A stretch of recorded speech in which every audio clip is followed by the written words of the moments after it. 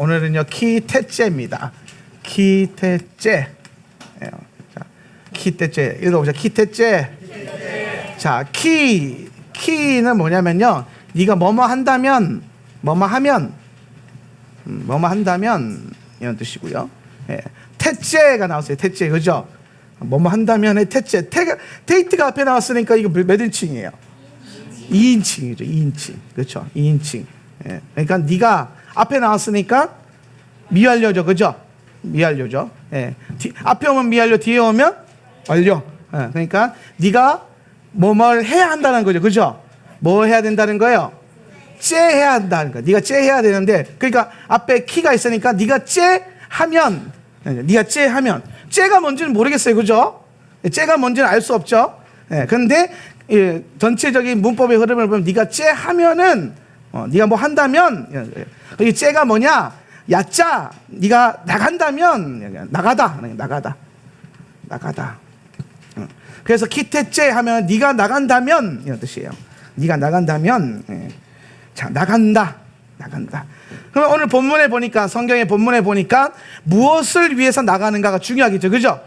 나가는 게 다 중요한 게 아니잖아요. 뭐 우리가 이 짜베, 뭐 태짜베 이런 본문도 있어요. 그죠? 태짜베. 그런 말씀과 연결해서 우리가 볼 필요가 있는데, 나가는 데는 항상 목적이 있다. 나가면은 뭐가 있다? 목적이 있다. 목적. 그래서 가장 사실 중요한 것은, 모든 사람은 이 나감을 위해서 훈련받는 거예요. 나감을 위해서. 그래서 교회에서도 마찬가지입니다. 교회는 모으는 곳이죠. 에클레시아. 그죠? 믿는 자들을 모으겠다. 하나님께서 회중들을 모으셨다. 카할 모으셨다. 그러니까 모이는 게 목적이에요, 교회가? 아니에요. 교회가 모였을 때에 흩어지는, 나가야 하는 목적을 찾는 거예요. 그래서 교회는 항상 이중 구조로 에클레시아와 뭐가? 디아스포라가 있는 거예요. 디아스포라. 요거는 모이는 교회, 모임. 이게 먼저 되는 거고, 디아스포라는 뭐예요? 나가는 거, 파송하는 거, 흩어짐.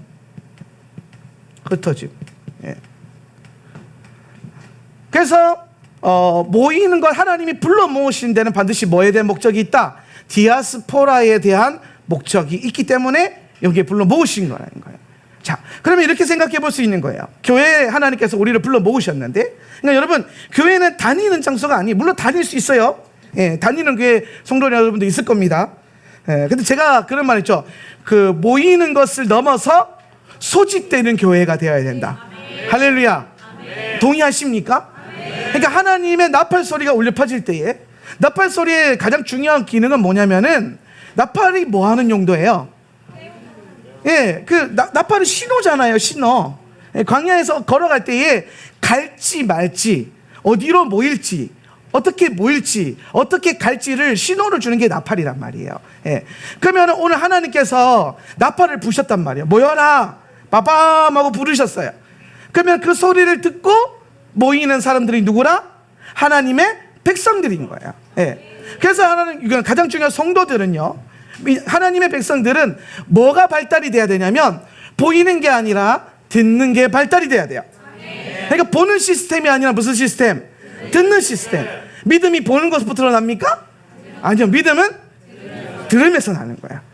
믿음은 들음에서 나고, 들음은 그리스도의 말씀으로 말미암느니라. 그래서 여러분, 우리 안에 이 믿음의 가장 중요한 기능이 들음으로부터 온다는 것은, 성도의 가장 중요한 감각적 기능이 듣는 것에 있다라는 거예요. 듣는 것. 그래서 귀가 열려 있어야 돼요. 오늘 요한계시록에 보면은 7 교회를 향한 하나님 메시지를 주시면서 항상 그렇게 말씀하십니다. 반복적으로 말씀하시는 게 2가지가 있는데, 첫 번째, 귀 있는 자는 성령이 하는 말씀을 들어라는 거예요. 두 번째, 이기는 자의 상. 이기는 자. 그러니까 계시록의 목적은 2가지예요. 귀를 열고 들어라. 그 다음에 뭐 해라? 이겨라. 오늘 승리하는 여러분 되시길 바랍니다. 오늘 찬양 중에서 아주 부르기 힘든 찬양이 나왔죠. 그죠? 이렇게 나대죠. 이게, 그렇죠. 전쟁하네, 승리하네, 뭐, 하는데 이게 영어 찬양을 번역해 놓으니까 우리나라 감성과 좀 안 맞지만 이런 메시지를 보세요. 이렇게 대적하고 이렇게 전쟁하고 이렇게 승리하는데 뭐로? 듣고 순종함으로. 할렐루야. 하나님의 말씀을 듣고 순종함으로 우리는 대적하고 전쟁하고 승리하는 거예요. 그 마지막 때가 되면은 계속 이제 이 귀를 열어라 그러는데 마지막 때가 되면은 교회가 귀를 닫아요. 이 말은 뭐냐면 마지막 때가 되면은 교회가 듣는 것보다 보는 것에 더 감각이 발달한다는 겁니다. 예, 보는 것, 예, 보여지는 것, 예, 보는 시스템. 세상은 갈수록 더 보여지는 것을 화려하게 할 거예요. 여러분의 눈을 빼앗을 겁니다. 여러분의 눈을 자기에게로 포커스할 거예요. 예. 에덴 동산의 원리도 자세히 보세요. 에덴 동산은 보고 사는 동네였습니까? 듣고 사는 동네였어요? 듣고 사는 동네였어요? 보고 사는 동네였어요? 듣고 사는 동네죠. 왜 듣고 사느냐? 에덴 동산의 기준이 뭐였어요? 율법이잖아요, 율법. 예. 에덴 동산에 여러분 동상 중앙에 뭐가 세워져 있었습니까? 선악을 알게 하는, 우리 항상 안 좋은 게 먼저 눈에 들어오죠. 그죠? 생명나무는 먼저 나와야 되는데 안 좋은 게 먼저 나와. 이렇게 오케이. 네. 선과 악을 알게 하는 지식의 나무와 또 뭐가 있었어요? 생명나무가 있었어요. 그죠? 이 두 개가 동상의 중앙에 있는 두 나무인데 여러분 이 동상 중앙에 두 나무가 있었다는 것은 이 에덴 동산을 다스리는 큰 두 개의 기둥이 이 두 가지라는 거예요. 생명과 선악과 선과 악을 알게 하는 것. 근데 요거 본질을 보면 여러분 이게 본질이 말씀이에요. 말씀. 다른 게 아니라 뭡니까? 생명나무 먹어야 돼요? 안 먹어야 돼요? 먹어야 돼요. 선악과 먹어야 돼요? 안 먹어야 돼요? 안 먹어야 돼요. 요 두 가지를 심플하게 나누면 토라 안에서 뭐뭐 하라, 뭐뭐 하지 마라. 이 두 가지의 본질적인 것. 그러니까 요 두 개가 뭐예요? 생명나무 열매는 먹어라, 해라. 그 다음에 선과 악을 알게 하는 지식의 나무는 먹지 마라, 하지 마라. 율법이 두 개의 구조가 있잖아요. 뭐뭐 해라, 뭐뭐 하지 마라. 네가 뭐뭐 한다면 복을 줄 것이고 네가 이렇게 한다면 내가 저주를 줄 것이다. 그죠? 예. 그러니까 에덴 동산의 중심은 항상 말씀이란 말이에요. 그러면 여러분 아담이 보이는 것을 경작하고 보이는 것을 뭐 했겠죠. 하지만 아담에게 있어서 중요한 것은 육신으로 보는 것이 아닌 거예요. 뭐예요? 하나님의 말씀을 듣고 순종하는 게 더 발달되어 있는 거예요. 이게 영이 발달된 거란 말이에요. 영이 발달되면 듣는 게 발달이 돼요. 육이 발달이 되면 보는 감각이 발달이 돼요. 에덴 동산에서 아담과 하와가 살았는데 둘이 빨가벗었단 말이에요. 근데 벗은 줄 알았어요? 몰랐어요? 알았는데 안 보이는 거예요. 몰랐겠습니까? 벗고 있는데? 그런데 그게 눈에 들어와요? 안 들어와요? 안 들어오는 거예요. 그러니까 지금 보는 감각으로 살아요? 아니면 듣는 감각으로 살아요? 그렇죠. 듣는 감각으로. 예. 그래서 육안은 육신에 속한 것이고 영안은 영에 속한 것인데 영안을 가장 쉽게 할 수 있는 방법이 뭐냐면은 육안은 보는 거고 영안은 듣는 거예요. 이렇게 이해하면 돼요. 예. 그 영안이 열렸다는 것은 뭘 의미하냐면은 말씀이 들린다라는 거예요. 말씀이 들리면 영안이 열린 거예요. 할렐루야. 이해되십니까? 영안이 열렸다고 해서 막 천사가 보여요. 귀신이 보여요. 그럴 수 있죠. 그게 없다라는 건 아니에요. 성령의 비전의 은사가 없다라는 건 아닙니다. 그러나 성경이 말하고 있는 가장 중요한 원리는 영안이 열렸다라는 것. 영적인 영안이 열렸다는 게 은사로 뭐와 연결되어 있어요? 영안과 뭐가 연결되어 있어요? 까먹었어요? 이거 다 했던 건데. 영안과 그렇지. 영분별. 분별 보고 하는 거예요? 듣고 하는 거예요? 분별 뭘로 해요?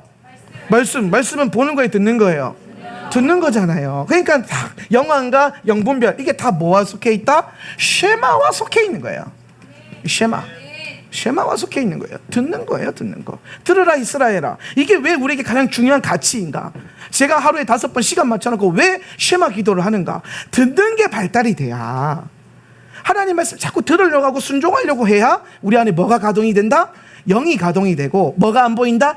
육의 환경이 미혹이 안 보인다는 거예요. 근데 마지막 때가 되면 요 우리의 듣는 감각을 죽이고 이 눈을 활성화시켜 가지고 자꾸 우리의 시선을 하나님으로 향하지 못하게 하고 우리 귀가 하나님을 향하지 못하게 하고 시선이 세상을 향하게 만드는 거예요. 그럼 마지막 때 살아남으려면 요거 반대로 하면 돼요. 세상을 자꾸 안 보려고 하고 하나님 말씀을 들으려고 하면 돼요. 예. 이해되십니까? 예, 아주 심플해요. 말씀에 나와 있는 대로 순종하고 세상이 강조하는 걸 반대로 하면 돼요. 예. 그래서 점점 디지털화되어가는 시대 가운데 점점 아날로그처럼 살아가세요. 아멘. 예. 여러분 이게 어떻게 보면은 우리에게는 가장 중요한 영적인 전략일 줄도 몰라요. 예. 세상은 점점 보는 것으로 우리를 눈을 땡길 겁니다. 그럼 여러분 어떻게 되냐? 오늘 하와가 선악과를 따먹기 전에 가장 먼저 고백했던 게 뭐예요? 보암직도 하고 눈이 뺏긴단 말이에요. 눈이. 예. 그러니까 여러분 동산 중앙에 선악과랑 생명나무 있었는데요. 이 사람들이 영안을 뜨고 살 때에는 선악과가 보여요, 안 보여요? 안 보여요. 보이는데 신경이 안 써진단 말이에요, 선악과가. 예. 왜 그 옆에 있는 생명나무 먹는 거면 열중하고 있지 선악과를 안 먹어야 돼 이런 생각 했을까요? 평소에 아담이? 안 했을 거란 말이에요. 왜? 생명나무 먹는데 열중하는 거죠. 이거 빛과 어둠의 전쟁이 이런 거예요. 어둠에 너무 빠져 있으면 이 악한 것에 너무 축사사역 하시는 분들도 너무 귀신을 쫓아내는 데만 자꾸 매여 있으면은 거기에 오히려 더 빠져버려요. 예. 오히려 여러분 우리가 귀신을 쫓아내기 위해서는 뭐가 임해야 돼요? 하나님의 빛이 부어져야 돼요. 영광이 부어져야 돼요. 성령이 부어져야 돼요. 성령이 역사하는 거에 기름 부음이 부어지면은 여러분 어둠을 알아서 떠나가는 거예요. 제가 여기 교회에서 여기 터잡고 지금 11년째 목회하고 있는데 우리 교회에서 목회하면서 귀신이 드러난 현장을 본 한 번도 없었어요. 귀신이 드러난 현장이 한 번도 없었어요. 근데 제가 부흥회를 가잖아요. 조금만 사역하면요 예배 중간에 막 소리 지르고 막 뒤집어지고 구르고 막 귀신이 드러나가지고 막 욕하고 음성이 2개로 막 쪼개서 나오고 막 그래요. 예, 장난 아니에요. 제가 이렇게 막 얘기했더니 사람들이 안 믿어서 그 사람 목사님 따라서 한번 갔다가 한번 보고 다시는 안 따라오잖아요. 너무 놀래가지고. 예. 순복음을 평생 다녔는데도 그런 거 처음 봤지 그때. 예, 처음 본다니까요. 예. 그런데 제가 우리 교회 그러니까 내 구역에서 내 구역에서 사역할 때는 이런 일이 한 번도 안 일어났었어요. 왜 그러냐? 아주 심플해요. 우리는 10년 전부터 계속 무슨 예배를 드렸어요? 기름 부음 있는 예배를 드렸어요. 임재 중심의 예배. 예배 개혁하면서 예배의 순서와 모든 조직을 다 없애버리고 영과 진리로 예배하자. 성령이 인도한 대로 예배하자. 저도 처음에 교회 개척했을 때 교동문하고 다도신경 꼬박꼬박 고백하고 뭐 별거 다 했어요. 순복음 교회에서 교동문 한 거 본 적 있어요? 없어요. 순복음 교동문 안 해요 그런 거. 근데 저는 장로교 출신이라 할 건 해야 된다 그러면서 막 하고 막 제가 우리 전도사님들 그 학생 시절에 가장 먼저 배웠던 게 웨스트민스터 소요리 문답이에요. 순복음 목사는 그런 거 절대로 안 가르칩니다. 하이델베르크 대요리 문답 이런 거 안 가르쳐요. 근데 그거부터 가르쳤단 말이에요. 예, 종교인 생활할 때에. 그거 한다고 종교인이 아니라 제가 그때 종교인이었어요. 예, 영의 기름 부음도 모르고 인정을 하는데 환영도 안 하고. 그런데 목회를 하면 할수록 기도하면 할수록 성령이 계속 예배를 개혁해라. 예배를 바꿔라는 거예요. 예배를 바꿔라. 그래서 예배를 어떻게 바꾸지 하다가 하나님 임재 중심으로 예배를 바꾸자. 예배를 했습니다. 그래 딱 예배하고 한 2달 지났는데요. 문현지 전사 그때 고등학생이었는데 이게 예배인지 뭔지 모르겠다 이러는 거예요. 가장 충성스러운 신복이 그 입에서 나오는 말이 이게 예배인지 잘 모르겠다. 평생 장로교에서 드려지는 형식 있는 예배하다가 갑자기 열심히 찬양하다가 겁나게 기도하다가 갑자기 말씀 막 드리고 그리고 갑자기 기도하고 아멘하고 끝나니까 중간에 많이 빠지잖아요. 사도신경도 빠졌고 교동문도 빠졌고 뭐 해야 되는 거 빠졌고 막 성령도 해야 되고 막 할 게 많잖아요. 예, 다 빠졌단 말이에요. 그러니까 이게 예배가 이러는 거예요. 이게 예배가 이러는 거예요. 그래서 이게 예배지 하면서 밀어붙였어요. 10년 동안. 그랬더니 무슨 역사가 일어나냐? 예배 가운데 기름 부음이 임하니까 어둠의 영이 여러분 뭐 전문 열고 들어올 때 귀신 안 들리는 사람 안 들어왔겠습니까? 들어오죠. 들어오는데 2가지의 역사가 일어나요. 예배 가운데 찬양하고 기도하고 여러분이 열심히 함성 지르는 가운데 여러분의 그 소리의 진동, 성령의 진동 안에서 귀신 들린 자는 귀신이 떠나가고 귀신이 안 떠나가면 지가 떠나가고 2가지 역사는 항상 일어난단 말이에요. 귀신이 나가든지 사람이 나가든지 둘 중에 하나는 나간단 말이에요. 나가야죠. 나가야 돼. 근데 제가 원하는 거의 핵심은 뭐냐면 여러분 하나님 불러 모았으면은 그렇게 축사되듯이 나가지 마시고 부르심에 확신 갖고 소망 갖고 소명 갖고 부르심 갖고 파송돼야 되지 않겠습니까? 그래서 기태째 문제가 그 나간다고 다 중요한 게 아니라 이게 뭐가 돼야 된다? 파송이 되고 부르심이 돼야 된다. 네. 그러려면 기름 부음 안에서. 저는 아담과 하와가 뱀이 와서 꼬시기 전에 선악과를 쳐다도 안 봤던 이유가 뭐냐면 생명나무 먹는 거면 열중하니까. 하나님이 하라고 하는 것에 열중하니까 하지 말라고 하는 것이 자연스럽게 멀어지는 거예요. 예. 여러분, 어둠은 이렇게 몰아내는 거예요. 여러분이 계속 날마다 예수의 보혈을 간구하고 날마다 성령의 인도하심을 구하고 말씀 따라가면은 어둠은 저절로 걸러지는 거예요. 싸울 필요가 없어요. 예, 그런 것과 싸우는 게 아니에요. 그냥 내 안에 빛을 자꾸 쫓아요. 제가 항상 그러잖아요. 어둠은 뭐예요? 빛의 부재란 말이에요. 어둠은 빛의 부재예요. 예. 빛이 없으면 어둠이란 말이에요. 그럼 여러분, 우리가 어둠을 몰아내려면 빛을 비추는 거지 어둠과 싸우는 게 아니라는 거예요. 빛을 비춰라. 옆에 있는 분들에게 한번 이렇게 인사합시다. 우리 빛을 비추는 인생이 됩시다. 시작. 아멘. 빛을 비추는 저 여러분 되었으면 좋겠습니다. 이 교회가 정말 이 마지막 때에 어두컴컴한 그 바다를 이렇게 다니고 있는 그 바다 위에 배들이 이렇게 올 수 있도록 이끌어내는 등대와 같은 빛을 비추는 교회가 되었으면 좋겠습니다. 네. 세상이 어둡다 하죠. 우리 마지막 때 맨날 우리 종말론적 신앙이 있으니까. 그렇다고 해서 우리가 뭐 시대가 어둡다, 무섭다, 막 질병이 돈다, 기근과 또 뭐 기근과 전쟁과 전염병, 막 거기에만 노름 매여 있으면요, 여러분, 마지막 때의 클라이막스가 뭐예요? 다 죽는 거예요? 막 환란이 와가지고 다 참수당하는 거예요? 목배임을 당할 것이요. 그게 여러분 마지막 때의 핵심입니까? 아니요, 다시 오실 예수 그리스도. 여러분, 그 영광 바라보면서 걸어가는 게 정말로의 핵심이지. 어머, 이게 그 기근인가? 이게 그 인인가? 이게 그 대접인가? 이거 뒤집어지면 큰일 나는데? 나팔 소리가 이 나팔 소리인가? 물론 여러분 거기 깨어 있어야 돼요. 깨어 없으려는 게 아니에요. 근데 거기 집중할 필요가 없어요. 토라를 잘 따라오면은 반드시 토라의 이중구도, 육의 토라와 영의 토라. 예. 육의 생각과 영의 생각. 그럼 우리 영의 생각 따라가는 거예요.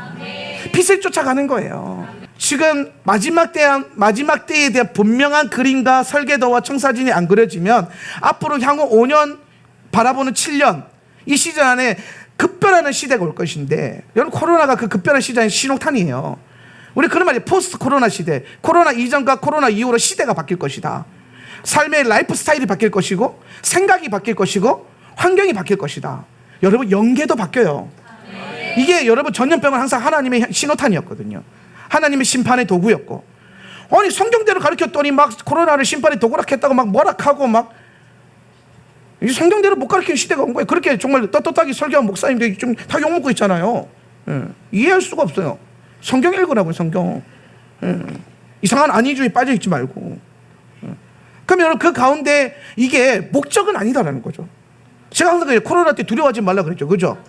오히려 여러분, 평안하다 할 때 내가 두려워하라고 그랬죠. 그죠? 네. 오히려 여러분, 우리는 코로나의 두려운 공포 가운데 소망을 갖고, 안락하고 평안한 시대가 올 때 두려움을 가져야 돼요. 왜? 그때 돼서 주님 언제 올지 모르니까. 네. 그러나 정말 중요한 것은 오늘 우리가 빛된 소망, 빛을 바라보는 거, 생명나무 바라보는 거, 생명나무 대신 예수 그리스도 바라보는 거. 그렇게 살다 보면 여러분, 뭐 일곱인이 뭐든 대접이 뭐든 나팔이 뭐든 몰라도 예수 잘 바라보면요, 구원 받아요. 들림 받아요. 영광스러운 성도가 되는 거예요. 네. 근데 거기에 너무 빠져 있다가 예수 그리스도 놓치면 다 놓치는 거예요. 여러분, 전략적으로 깨어 있읍시다. 할렐루야. 그렇다고 여러분 그럼 다 필요 없네 덮어놓고, 이건 무식한 거고, 전략적 분별. 알고 알아야 전략이 세워져요. 알아야. 그런 말 있잖아요. 지피지기이면 백전백승이라. 손자병법에 나오는 말인데, 적을 알고 나를 알면 이기는 거죠. 근데 적을 모르고 나도 모르면 그냥 망하는 거고, 적을 모르고 나만 알면 반만 이기는 거고, 근데 적을 알고 나를 알면 뭐가 이겨요? 다 이기는 거예요. 그러니까 그 계시록에 나오는 7교회에서 하나님 계속 이겨라 하시는데, 그리고 그 이기게 하기 위해서 예수 그리스도께서 오시는 그 소망과 마지막 때 일어날 그 어둠을 동시에 빛과 어둠의 전쟁을 동시에 비추고 계신 거예요. 포커스는 빛으로 하되 어둠을 알아야 된다는 거죠. 어둠이 교회 안에 스물스물 기 들어오는데 그것도 모르고 앉아가지고 막 환영하고 있으면 안 된단 말이죠. 깨어 있으나 분별하되 그리스도의 소망을 놓치지 말자. 그러니까 여러분 이 교회 다니면 둘 다 해야 되니까 두 배로 힘들어요. 아멘. 오늘 두 배로 힘들기로 작정하고 다니고 있는 줄 믿습니다. 제가 믿을 거예요. 그렇게 놓치지 않을 거예요. 그냥 저 혼자만 막 계시록에 미쳐가지고 막 파고 있었으면은 막 나 혼자 왜 그러냐 그랬을 텐데 지금 기도의 집 하는 목사님들 또 다 같이 계시록에 지금 빠져가지고 지금 뭐 다니엘서 파고 요엘서 파고 난리가 났어요. 지금 주님 오실 날 멀지 않았다는 게 지금 성령님께서 교회들마다 기도의 집들마다 다니시면서 신방하시면서 깨우고 계시는 거예요. 지금 이런 걸 봐야 돼요. 이런 걸 시대적으로 하나님의 손이 어떻게 움직이고 있는가 이런 걸 봐야 돼요. 왜 이 시대 가운데 갑자기 기성교회 하나님 이스라엘을 포커스하게 하시는가? 이스라엘 관심도 없던 교회들이 왜 갑자기 이스라엘을 포커스하고 돌아오고 있는 메시아닉 주들에 대한 마음을 열고 그들 위해서 헌신하고 사역하고 기도하고 있는가? 이 일의 중심에 하나님의 움직이는 손이 있다는 걸 알아야 돼요. 네. 여러분 저는요 하나님의 역사에 동참하는 교회가 되고 싶어요. 지나고 난 다음에 그런 일이 있었구나 하고 관망하는 교회가 아니라 오늘 하나님의 역사하실 그 현장의 중심에 하울란 센터 처치가 있기를 원하고 오늘 부름받은 여러분이 거기서 하나님의 종으로 도구로 하나님의 신부로 하나님의 아들로서 그렇게 사역하기를 원합니다. 관망자가 되지 마세요. 훈련하세요. 훈련 받으세요. 언제까지 교회 다니러 다닐 거예요? 교회를 왜 다녀요? 교회를 훈련 받아야지. 할렐루야. 여기 군대 훈련소예요. 내가 잘못 왔구나 싶으면 조용히 있다가 기도할 때 문 열고 나가시면 되고, 내가 잘 찾아왔거나 그러면 충성스럽게 자리 붙이고 차렷 하라면 차렷 타고. 할렐루야. 네. 군대로서 훈련 되십시다. 주의 말씀에 우리가 순종하고 쉐마하고 자꾸 여러분 군대 가보세요. 군대가 보고 순종합니까? 복종합니까? 상명하복. 상사는 명령하고 밑에 있는 사람은 뭐야? 복종한다. 오늘 마지막 때 교회가 이런 모습이 되어야 돼요. 예비군 지난주에 제대해서 그래요. 네. 네. 자, 그래서 다시 돌아오면 자 오늘 본질 얘기합시다. 자 여기까지 소론이었고, 자 그래서 나가면 반드시 파송가, 나가면 반드시 목적이 있다는 거예요. 모이는 데는 항상 나가는 게 있다. 그러니까 오늘 제가 목회하면서 그런 얘기를 많이 해요. 저는 이 교회가 언젠간 폭파될 거라고 믿어요. 언젠가 주님이 디아스파로 흩으실 것을 믿어요. 저는 그걸 목전에 두고, 그러니까 여러분 평생 여기 붙어 있어야지 착각입니다. 왜 그런 착각을 하고 계세요? 예수님의 계획과 전혀 상관없는 주님의 목적은 여러분 훈련시켜서 열방으로 퍼뜨리는 거예요. 예루살렘 교회를 보세요. 하루아침에 3,000명 변화시켜가지고 모아놨다가 한 방에 흩으시잖아요. 성령 받게 하시고 말씀 가르치고 한 방에 흩어서 전 열방을 복음으로 뒤집어 버리잖아요. 할렐루야.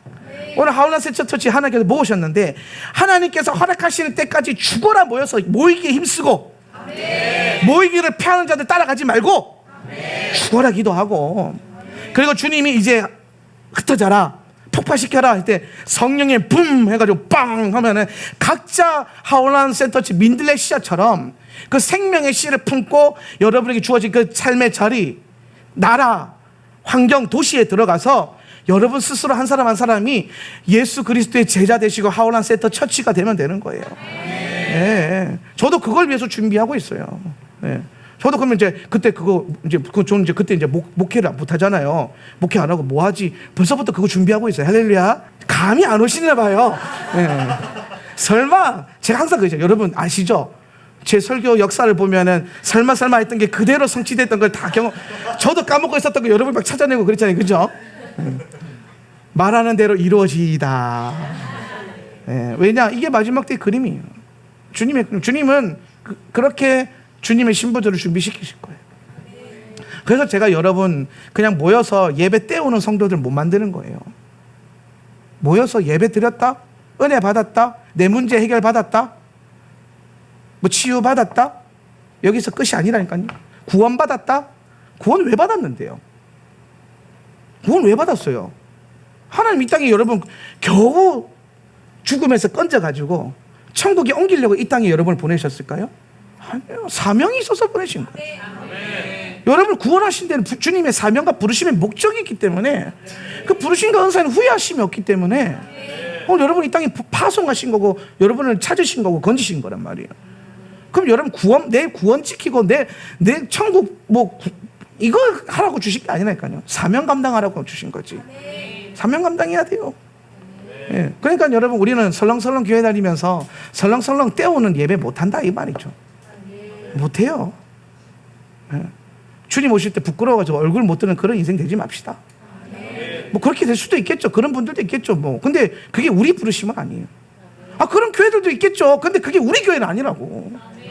우리 부르심은 아니에요. 예. 그러니까 남의 동네 신경 쓰지 말고 우리 동네 신경 잘 써야 돼요. 우리는 그런 사람들 아니에요. 예수님 오셨을 때에 그분의 영광을 나의 머리를 들게 하시는 주님께서 오늘 그분의 영광스러운 우리를 높이 들어 올리실 때에 영광 중에 그분의 얼굴 보면서 들림받는 거지 부끄러워가지고 한 게 없어가지고 익하면서 막 부끄러워가지고 예수님 얼굴 보기도 민망해요. 이런 인생 되지 맙시다. 할렐루야. 네, 충성스럽게 살아요. 충성스럽게. 때가 멀지 않았어요. 네. 앞으로 시즌 가운데 더 강하게 우리는 선포할 겁니다. 자, 나가면 뭐가 있다? 목적이 있다. 그런데 오늘 본문 보니까 뭐에 대한 목적? 왜 나가요? 전쟁하러 나간다. 이게 좀 키예요. 열쇠. 오늘 이번 주 토라 포션의 본질이 전쟁이 열쇠인데 이거에 대한 설교는 제가 지난 5년 동안 많이 했어요. 그다음 가운데 제가 이 하여튼 그래 오케이 일단 기본부터 깔고 합시다. 이제 전쟁하러 나간다 그랬어요. 전쟁하러 나간다. 전쟁하러 나가서 전쟁이 왜 한다 그랬어요? 예. 전쟁은 빵 때문에 하는 거 맞아요. 본질적으로. 그런데 오늘 본문에서 전쟁 나가서 뭐 해요? 신부를 얻잖아요. 그죠? 주님의 신부를 얻는 거예요. 신부. 예, 아내를 얻잖아요. 그죠? 그래서 이번 주 토라 포션에 보면요. 무슨 내용이 계속 반복이 되고 있냐면은 아내를 어떻게 얻을 것인가? 아내를 어떻게 버릴 것인가? 버린 아내를 다시 어떻게 얻을 것인가? 그러니까 신부가 신랑과 혼인했다가 이혼했다가 다시 혼인했다가 이혼했다 이런 내용들이 계속 나와요. 예. 우리가 이걸 율법으로 보면은 이거 이혼은 이렇게 하는 거고 재혼은 이렇게 하는 거고 결혼은 이렇게 하는 거구나. 아니에요. 여러분 모든 율법은 예수 그리스도의 오심의 그림자라니까요. 구속사예요. 구속사. 그럼 여기서 말하는 이 결혼하는 신부, 버림받는 신부, 다시 회복되는 신부는 다 뭘 의미하는 거예요? 신랑이신 예수 그리스도의 신부를 의미하는 거예요. 그래서 이 신부가 어떻게 회복되는가? 신부가 어떻게 취해지는가? 그래서 이거에 대한 여러분 이 기태제 본문에 대한 중요한 열쇠가 어디에 나오냐면은 이사야서 54장에 나와요. 이사야서 54장이 기태제의 하프타라 본문인데 하프타라 한번 보겠습니다. 오늘은 하프타라랑 브리타다시 볼 거예요. 242페이지 하프타라. 예. 하프타라 이사야 54장 1절에서 10절인데요. 제가 한 절 여러분이 한 절 교독해서 읽도록 하겠습니다. 임신하지 못하고 아기를 낳지 못하는 너는 노래하여라. 해산의 고통을 겪어본 적이 없는 너는 환성을 올리며 소리를 높여라. 아이를 못 낳아 버림받은 여인이 남편과 함께 사는 여인보다 더 많은 자녀를 볼 것이다. 주님께서 하신 말씀이다. 너의 장막터를 넓혀라. 장막의 휘장을 아끼지 말고 펴라. 너의 장막줄을 길게 늘이고 말뚝을 단단히 박아라. 내가 좌우로 퍼져나가고 너의 자손이 이방 나라들을 차지할 것이며 황폐한 성읍들마다 주민들이 가득할 것이다. 두려워하지 말아라. 네가 이제는 수치를 당하지 않을 것이다. 당황하지 말아라. 내가 부끄러움을 당하는 일이 없을 것이다. 젊은 시절의 수치를 잊으며 과부 시절의 치욕을 내가 다시는 기억하지 않을 것이다. 너를 지으신 분께서 너의 남편이 되실 것이다. 밑줄 꺼놓으세요. 그분의 이름은 만군의 주님이시다. 너를 구속하신 분은 이스라엘의 거룩하신 하나님이시다. 그분은 온 세상의 하나님으로 불릴 것이다. 버림을 받아서 마음이 아픈 너를 주님께서 부르신다. 젊은 나이에 아내가 되었다가 버림받은 너를 주님께서 부르신다. 너희 하나님께서 말씀하신다. 그것도 밑줄 꺼내서 젊은 나이부터 내가 잠시 너를 버렸으나 큰 긍휼로 너를 다시 불러드리겠다. 분노가 북받쳐서 나의 얼굴을 너에게서 잠시 가렸으나 나의 영원한 사랑으로 너에게 긍휼을 베풀겠다. 너의 속량자인 나 주의 말이다. 노아 때에 다시는 땅을 홍수로 멸망시키지 않겠다고 내가 약속하였다. 이제 나는 너에게 노하지 않겠다고 약속한다. 너를 꾸짖거나 벌하지 않겠다. 비록 산들이 옮겨지고 언덕이 흔들린다 하여도 나의 은총이 너에게서 떠나지 않으며 평화의 언약을 파기하지 않겠다. 너를 가엾게 여기는 주님께서 하시는 말씀이다. 7절도 밑줄 한번 꺼놓으세요. 내가 잠시 너를 버렸으나 큰 긍휼로 너를 다시 불러드리겠다.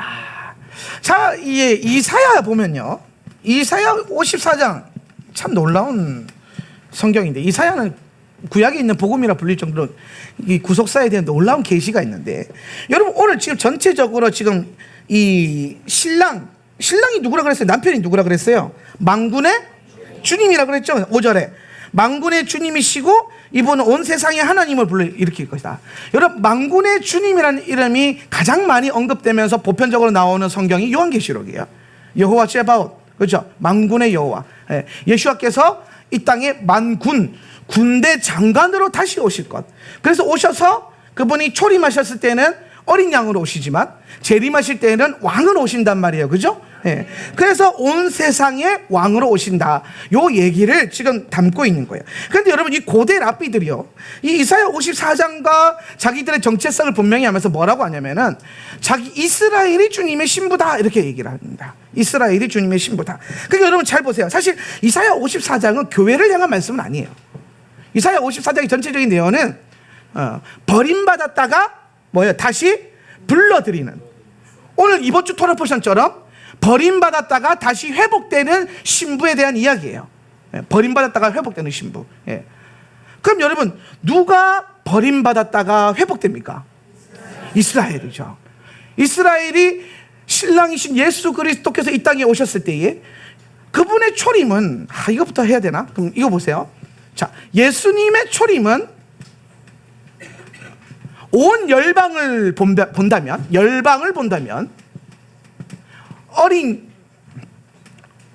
어린 양으로 오신 거고요. 이스라엘로 본다면 유대인의 왕으로 오신 거예요. 자, 이해되시죠? 네, 이해되십니까? 예. 그래서 예수님의 재림이 이 유대인의 왕이 아니라 이제는 뭐예요? 열방의 왕. 여기 열방에 이스라엘도 포함이 되는 거예요. 예. 그리고 신랑으로 오시는 거예요. 신랑으로. 예. 그래서 왕이 신랑으로 오시는데 그 왕의 신부를 취하러 오시는 거란 말이에요. 왕의 신부. 예. 그래서 이 신부라고 하는 개념이 아주 중요한 거예요. 그런데 이스라엘이 예수님의 초림 때에는 이 이스라엘을 추수하시려고 토라 주신 구속사의 일을 일으키셨단 말이에요. 근데 문제가 뭐냐면 얘네가 예수님을 거절했단 말이에요. 예수님을 거절했어요. 그래서 이 초림하신 주님의 사역, 복음의 사역이 열방에게로 넘겨지는 이 과정을 이제 우리가 지금 교회 시대를 살아가고 있는 거죠. 교회 시대를. 예. 그리고 이스라엘을 회복하는 게 이제 뒤로 오는 겁니다. 여기 뒤로 오는 거예요. 뒤로. 그래서 이게 계시록에 나오는 거예요. 예. 그래서 계시록에서 나오는 온 이스라엘의 회복 나오죠. 그죠? 온 이스라엘의 회복. 계시록의 모든 관점은 이스라엘을 주목하고 있거든요. 이스라엘이 어떻게 회복될 것인가. 그러니까 여러분, 그 계시록에 나오는 14만 4천은 과천에 있는 애들이 아니라 믿는 유대인들이에요. 믿는 유대인들. 메시아닉 주들. 택함 받은 주님의 그 자손들. 예, 이스라엘 백성들 안에 회복되는 그 숫자들을 봤는데, 그게 수치가 뭐 정확한 건 안 정확한 건 나중에 제가 여러분께 풀어드릴 거고, 본질적으로 본다면은 계시록이 이스라엘의 회복과 연결이 되어 있다라는 거예요. 예. 그러니까 이게 원래 앞에 있었는데 뒤로 온 거예요. 거절해서. 그래서 요거를 뭐라고 하냐면요, 버림받았다라는 거예요. 버림. 예. 이스라엘이 버림받았다. 이게 바울도 인정을 하거든요. 우리가 버림을 받았다. 예. 그런데 여러분, 바울은 토라 학자였죠. 그래서 로마서 8장과 9장에서 계속 흘리는 게 있어요. 바울 서신에서 바울이 계속 흘리는 게 있어요. 요한계시에서 요한이 흘리는 게 있어요. 그게 뭐냐면 이스라엘이 하나님 아주 버리지 않았다라는 거죠. 그러면서 그 근거를 어디에서 가져오냐면은 이사야 말씀에서 보니까 7절에 보니까 뭐라고 되어 있어요? 내가 잠시 너를, 시작, 내가 잠시 너를 버렸으나 큰 긍휼로 너를 다시 불러드리겠다. 아멘. 이스라엘은 잠시 버림을 받지만은 큰 긍휼로 어떻게 됩니까? 다시 주님의 신부로 불러드리겠다라는 거예요. 이거를 우리는 알리야라고 해석을 하는 거예요. 지금 곧 전 열방에 흩어져 있는 디아스포라 되어 있었던 유대인들이, 여러분 생각해 보세요. 걔네가 미쳤다고 집 버리고 돈 버리고 재산 버리고 시민권 버리고 그 힘든 이스라엘 가서 살겠습니까? 이스라엘 물가가 얼만데요. 여러분 알리야한 이스라엘 유대인들이 잘 삽니까? 못 살아요. 그래서 어떻게 우리가 경제적으로 도와주려고 애를 쓰고 사업을 일으키려고 애를 쓰고 있잖아요. 예. 왜냐하면 다 버리고 와야 되니까. 쉬운 일이 아니단 말이에요. 예. 그런데 이 일들이 매해 몇만 명씩 일어나고 있어요. 매해 돌아오는 유대인들의 숫자가 늘어나고 있어요. 심지어 거기 전시잖아요. 전시 상황. 언제 전쟁이 일어나고 언제 미사일이 떨어질지 모르는 그런 급박한 상황에서도 그렇게 돌아오는 이유가 뭐냐? 이게는 여러분 개인이 그냥 자기 땅을 회복하겠다 가는 이런 수준이 아니에요. 하나님의 보이지 않는 손의 움직임과 역사하심이 있기 때문에. 그리고 이 놀라운 일에 지금 누구를 사용하십니까? 시오니즘을 인정하고 있는 기독교 지도자들을 사용하셔서 그들이 물질대고 기도하면서 계속해서 운반하는 거예요. 그럼 교회는 무슨 영화를 얻으려고 유대인들을 찾고 이스라엘로 복귀시키는데 돈을 들이고 기도하고 애를 쓰느냐? 이 모든 일에 완성 가운데 뭐가 있다? 예수 그리스도의 오심이 있다라는 거예요. 할렐루야. 그러니까 여러분, 제가 늘 하는 말이지만은 신부의 가장 큰 소망이 뭐예요? 신랑이 오는 거예요. 신랑이 출장 나갔는데 미국으로 출장을 갔어요. 그런데 여러분 신부가 우리 남편 안 왔으면 좋겠다. 이러면 이건 바람단 신부죠. 예, 바람 났거나 정신이 나갔거나, 그 잘못 나간 거예요. 제대로 나가야 되는데 잘못 나간 거란 말이에요. 예, 바람남 신부. 진짜 신부는 어떻게 합니까? 자꾸 기다리는 거예요. 언제 오는지 자꾸 묻는 거예요. 예? 제가 그 붕예를 나가면은 자주 하는 말이죠. 사라 목사님 맨날 통화를 하거든요. 전화하면은 꼭 하는 말이 있어요. 언제 와? 안다니까요. 언제 수요일날 몇 시 비행기 타고 오는지 다 알아요. 아는데도 매일 전화해서 언제 와? 언제 올 거야? 분명히 내일 모레 오는 거 알면서 내일 올 거야? 말도 안 되는 소리를 해요. 그럼 또 저는 약간 미친 척하고 내일 갈까? 다 때려치고 내일 갈까? 막 이렇게 한단 말이에요.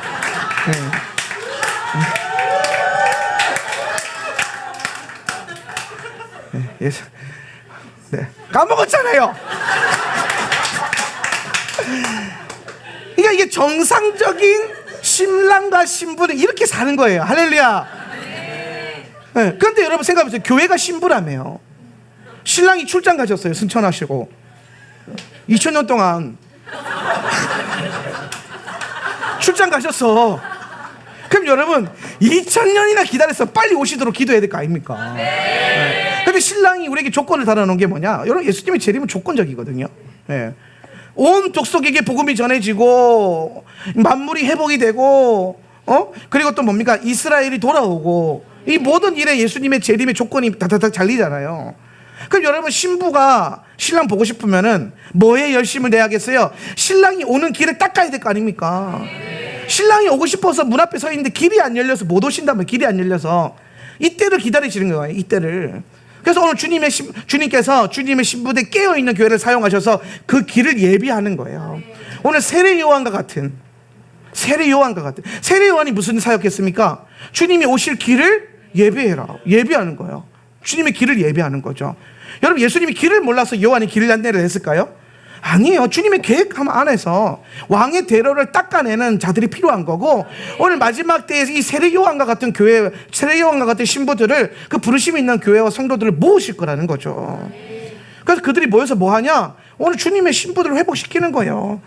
버림받았으나 큰 긍휼로 다시 돌아올 이 신부들을 모으는 겁니다. 주님께서 뭐라고 말씀하셨느냐? 9절 노아 때에 다시는 시작. 노아 때에 다시는 땅을 홍수로 멸망시키지 않겠다고 내가 약속하였다. 이제 나는 너에게 노하지 않겠다고 약속한다. 너를 꾸짖거나 벌하지 않겠다. 오늘 이스라엘 향해서 내가 다시 너를 버리거나 다시 너를 꾸짖거나 벌하지 않겠다. 내가 너를 회복하는 시즌에서는 그 회복, 거기에 초점을 두는 거예요. 다시 마주하는 것. 예. 그러니까 여러분 지금 이스라엘을 예수님께서 버리신 목적이 있다라는 거예요. 버리신 목적. 버리는 게 목적이 아니라는 거죠. 잘 보세요. 노아의 때에 다시는 홍수를 멸망시키지 않겠다라는 언약을 지금 이사야한테 말씀하셨어요. 노아 홍수 심판을 꺼집었단 말이에요. 이 말은 뭐냐면 노아의 홍수의 목적이 다 멸망시키고 심판하고 죽이는 것에 있지 않다라는 거예요. 여러분, 노아 홍수 목적이 뭡니까? 살리는 거예요. 살리는 거. 할렐루야. 죽이는 게 목적이 아니라 살리는 거예요.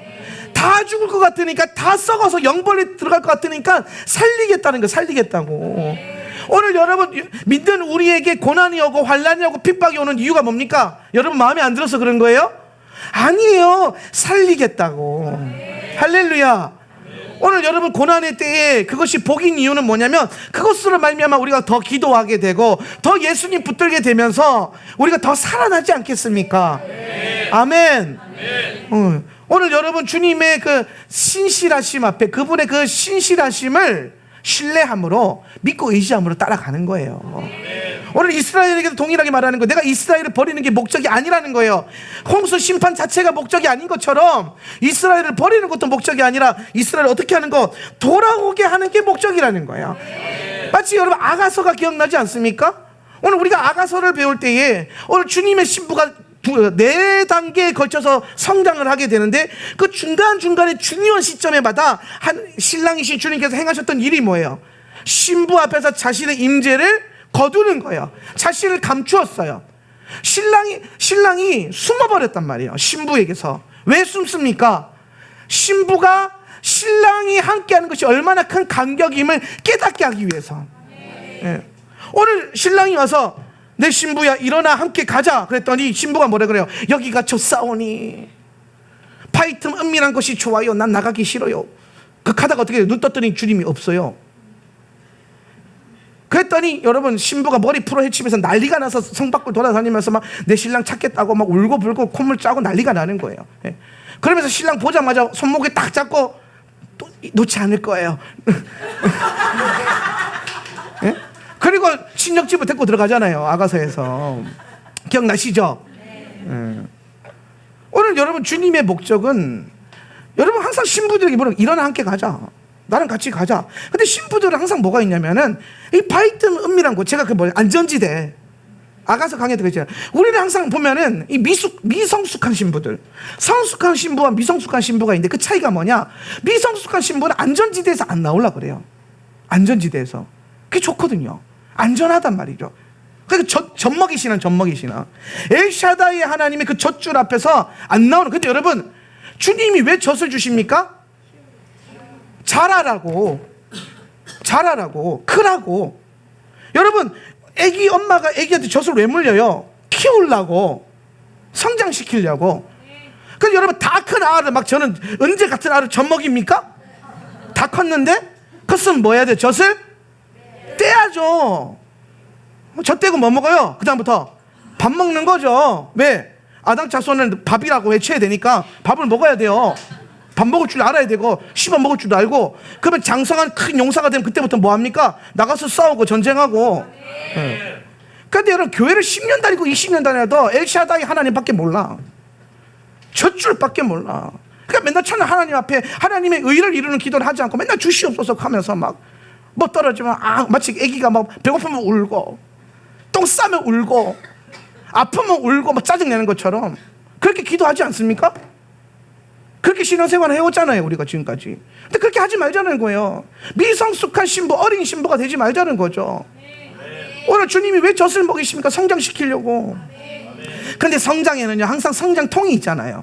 그 성장통을 주님이 항상 뭘로 가르쳐 주셨냐면은, 주님의 임재를 살짝 거두시면서 주님과 함께 어디든지 가는 게 가장 안전하고 가장 행복하고 가장 귀하다는 것을 계속 가르치시는 거예요.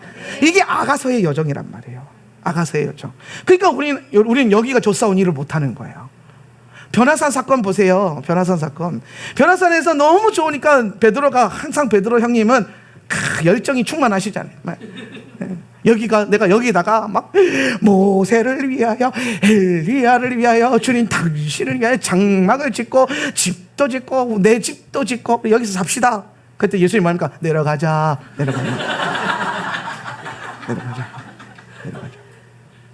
있을 때가 아니라는 거예요. 그러면서 변화산의 계시를 마지막 때에 이르기까지 봉인해두라 그러죠. 소문내지 말라 그러는 거예요. 예. 오늘 주님께서 여러분에게 동일하게 말씀하시는 거예요. 안전지대에서 나와서 주님이 말씀하시는 곳으로 가라. 오늘 여러분, 저는 하울라 세터처치 이 기도실이 안전지대가 되지 않기를 원해요. 인큐베이터죠. 이곳이 맞아요. 인큐베이터예요. 여러분 잘해야 됩니다. 잘하면 파송 받으셔야 돼요. 잘하면 나가야 돼요. 목적 갖고 나가야 돼요. 주님의 뜻을 이루어야 돼요. 예. 그래서 저는 불러 모으는 게 목적이 아니에요. 모아놓고 훈련시키고 나가게 하는 거예요. 그러니까 여러분, 교회는요, 따라합시다. 교회는 잘 오고 잘 나가야 된다. 할렐루야. 교회 잘못 나가면요, 그때부터 이제 다 꼬이는 거예요. 교회를 잘 나가야 돼. 잘 나가야 돼. 잘 나가는 방법 하나밖에 없어요. 파송. 부르심 갖고 파송. 목적 갖고 나아가는 거. 예. 오늘 여러분 모두 그 비전 안에 있길 바랍니다. 예.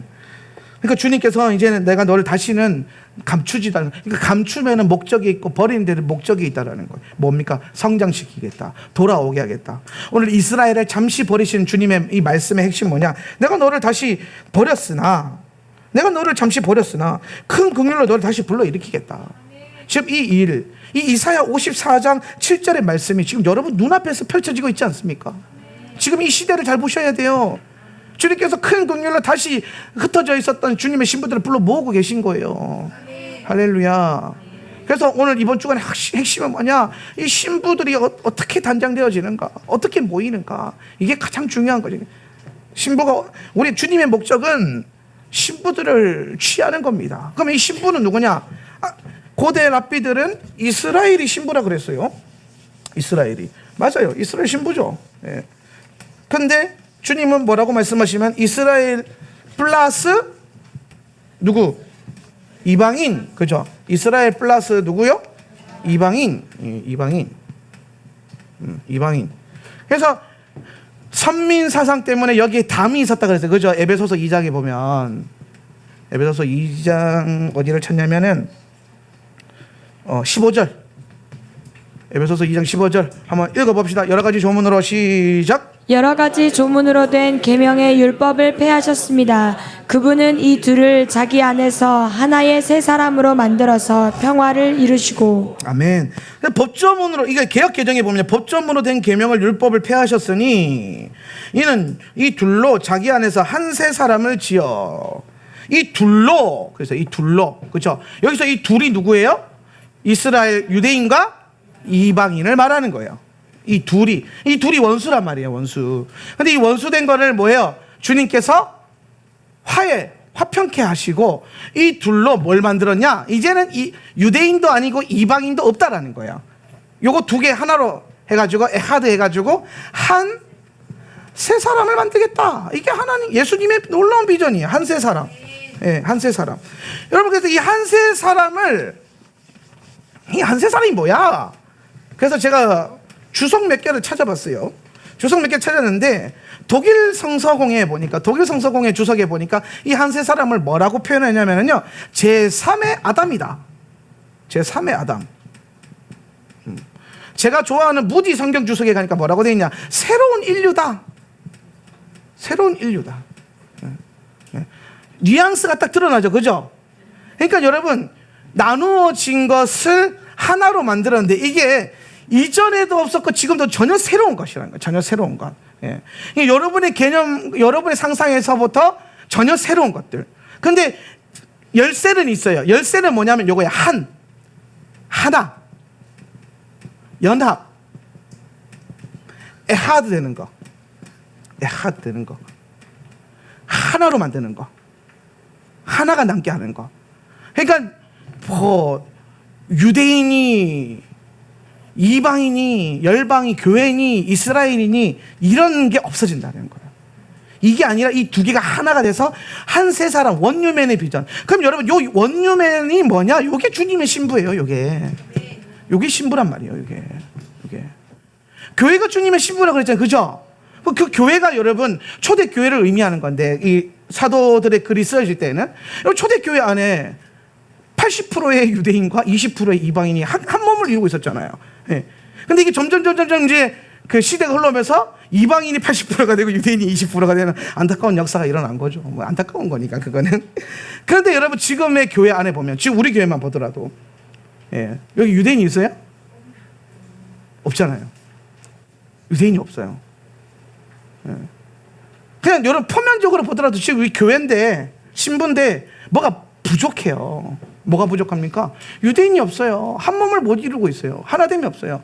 교회가 있는데 이스라엘 따로, 교회 따로 이렇게 따로 놀고 따로 국밥처럼 한 그릇에 담아야 되는데 따로 논단 말이야. 따로. 이스라엘 알아서 할 거 하고, 교회는 교회 알아서 할 거 하고, 심지어 믿는 유대인들도 야 우리 거는 우리가 알아서 할 테니까 니네 거 니네가 알아서 해라. 이방인은 이방인스럽게 믿어라. 뭐 우리 따라하냐? 뭐 따라하는 거 말도 안 되는 소리고 있어요. 열받게. 따라하는 거 아니에요. 뭐 따라하는 거예요? 성경에 있는 거 그대로 하는 거지. 뭐 쥐들은 성경에 있는데라고 우리는 그러면 이교도처럼 카톨릭이 만든 거 해야 돼요? 열받게? 아 그렇잖아요. 나도 초실절 하고 싶지 이스터 하기 싫어요. 이해되십니까? 귀에 있는 사람들만 들으세요. 귀에 있는 사람들. 진짜 뭐 다 설명하기 너무 힘들고. 그러니까 여러분 제가 유대인들을 마주할 때마다 기분 나쁜 게 그거예요. 자기들은 따로 놀겠다고. 예수께서 하나 되게 하셨는데 그거를 못하게 하네. 그러니까 여러분 성격 좋은 우리가 먼저 하나됨을 손을 딱 내밀어주고 이방인의 잘남이 무엇입니까? 성격 좋은 거. 유대인의 잘남이 토라를 맡은 거면 우리의 잘남은 뭡니까? 마음이 너그러운 거. 2000년 역사 동안 교회가 자아를 찔러 쪼개 죽여놨으니까 목이 곧은 백성들 잘 품어주면 돼요. 그렇다고 뭐 아무튼 핵심은 뭐냐면 이 둘로 하나를 이루게 해야 된다. 그러니까 예수님의 비전이 분명한 거예요. 예수님은 이방인이다 유대인이다 이 말이 지금 듣기 싫은 거예요. 지금 예수님 이방인이 아니라 이게 두 개가 하나라는 거예요. 하나. 이 둘로 한 세 사람 지어서 주님의 신부로 이루겠다. 그러면 교회의 비전이 뭡니까? 어떻게든 유대인과 하나가 되려고 하고 유대인의 비전이 뭐가 돼야 돼요? 어떻게든 이방인을 하나로 품으려고 하고 맨날 밥 따로 먹는다고 막 따로 먹지 말고 그러지 너무 열받잖아요. 아니 유대인들은 논코셔 먹을 줄도 알고 이방인들은 코셔 먹을 줄도 알고 할렐루야. 이거 이해되면 이제 영이 열리는 거예요. 무엇이 진짜고 무엇이 예수님의 마음인지를 분명히 알려면 오늘 성경이 우리에게 가르치는 바 하나 되게 하시는 저것 한 세 사람 원유맨의 비전 저게 우리의 비전이에요. 한 몸을 이루겠다. 근데 여기에 가장 중요한 게 뭐냐 이걸 하나 되게 하는 게 교회의 열심이 아니에요. 성도의 열심이 아니에요. 이게 둘로 하나 되게 한 건 결국에 예수 그리스도란 말이에요. 예수 그리스도께서 그 몸과 피를 흘리셔서 우리를 하나 되게 하셨다라는 거예요. 그럼 결국에는 여러분 이 예수 그리스도께서 하나 되게 하신 그것이 필요하기 때문에 우리는 계속해서 끊임없이 유대인들과 이스라엘을 회복을 위해서 기도하고 그들이 예수님을 믿을 수 있도록 예수님 안에 들어올 수 있도록 죄사함 받을 수 있도록 제3성전에 매여 있는 게 아니라 진짜 성령 대신 예수 그리스도를 받아들일 수 있도록 계속 기도로 사역하고 중보하며 나아가야 되는 거예요. 제3성전 서겠죠. 당연히 섭니다. 성경에 기록되어 있으니까. 거기 짐승에 가증한 것이 앉을 거예요. 왜? 성경에 기록되어 있잖아요. 그럼 그때가 되면 유대인들이 정신 차리잖아요. 기록된 대로. 여러분 우리는 그때를 위해서 계속해서 기도하고 나아가는 거. 어떻게든 하나를 때문에 이게 주님의 신부의 비밀이니까. 이번 주에 주님의 목적은 뭐냐? 주님 우리에게 계속 교회를 향해서 토라 포션에서 말하는 게 뭐냐면은 나는 내 신부가 돌아오길 원한다라는 거예요. 네. 그럼 여러분 우리는 마치 뭡니까? 이렇게 말하면 좀 기분 나쁠 수 있는데 토라에 있는 표현으로 가보면 이번 주에 토라에 보면은 장자 있고 사랑에서 얻은 아들이 있고 그죠? 포로에서부터 이제 받은 이제 아내가 있어요. 이 두 아내가 있죠. 두 신부가 있어요. 마치 이스라엘과 이방인을 일컫는 것처럼 이 두 개의 신부가 딱 비유가 돼 있단 말이에요. 그런데 하나님 말씀 안에서 장자의 권리를 그대로 지켜줘라. 하나 되게 하라 하는 것처럼 오늘 우리가 주님의 마음을 보며 나아갈 때에 누가 먼저냐 이스라엘이 먼저냐 교회가 먼저냐 이건 되게 쓸데없는 논쟁이에요. 그게 중요한 게 아니라 그래서 이 둘이 어떻게 하나 될 거냐 어떻게 우리가 한 몸을 이룰 거냐 어떻게 교회가 이스라엘을 품고 사랑할 것인가 왜? 예수님이 사랑하시니까. 오늘 여러분 우리는 마치 장자처럼 예수님의 품 안에 있어요. 그런데 이스라엘은 마치 돌아오는 탕자처럼 원래 기업이 있었는데 나갔다가 당진에서 다시 돌아오잖아요. 예. 이걸 뭐 반대로 적용해서 해석하는 목사님들도 있는데 비유의 그 흐름을 보자고요. 예. 지금 우리는 예수 그리스도 안에 있잖아요. 그죠? 그러면 여러분, 우리가 예수 그리스도 안에 있으니까 내 믿음 지키고 내가 잘 되고 내가 복 받고 내가 주님 신부가 되고 이것도 중요한데, 진짜 예수님 아버지의 목적은 뭐냐면 집 나간 신부도 돌아오는 거예요. 집 나간 둘째도 돌아오는 거라고요. 그가 버림받고 돼지 쥐염 열매나 주워 먹으면서 비참한 인생을 살게 하는 게 아버지의 목적이 아니라 아버지의 목적은 걔가 돌아오는 거예요. 걔가 돌아오고 하고 있잖아요. 근데 꼭 보면은 교회가 장자처럼 진짜 시기하고 질투하고 막 이스라엘 업닥하고 가짜락하고 그러고 앉아 있다니까요. 말씀이 그대로 나오고 있어요. 보면 그렇게 하지 말자. 성숙한 장자들이 되세요. 성숙한 신부가 되면 돼요.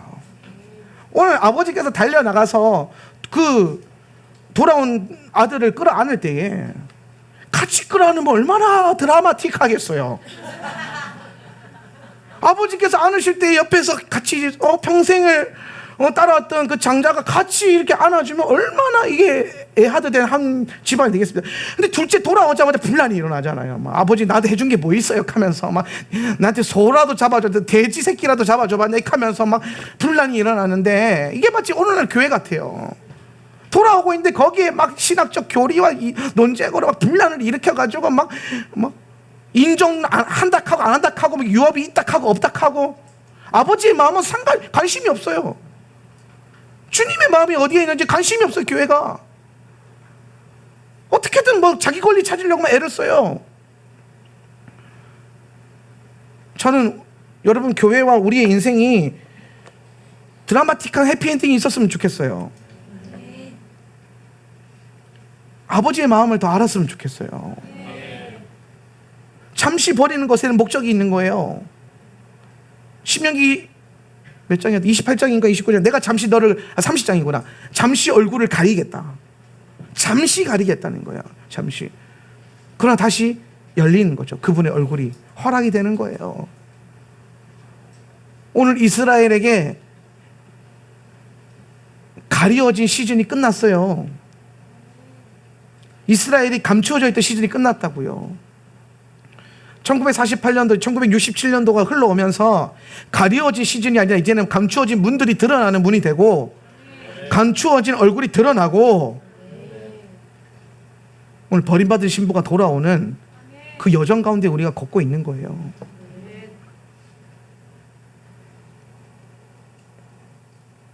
누가복음 21장 24절 읽어보겠습니다. 누가복음 21장 24절. 그들은 칼날에, 시작. 그들은 칼날에 쓰러지고 뭇 이방 나라의 포로로 잡혀갈 것이요, 예루살렘은 이방 사람들의 때가 차기까지 이방 사람들에게 짓밟힐 것이다. 아멘. 예루살렘이 이방인의 때가 차기까지.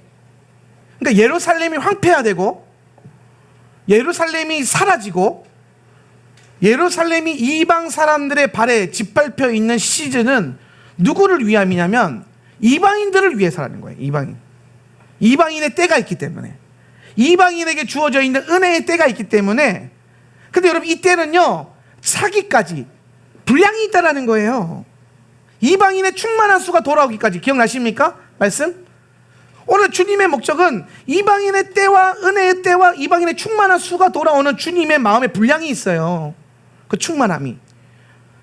근데 그게 충만해지고 그 때가, 은혜의 때가 끝나면 이제 이 은혜의 때가 이스라엘에게로 돌려지는 거예요. 왜?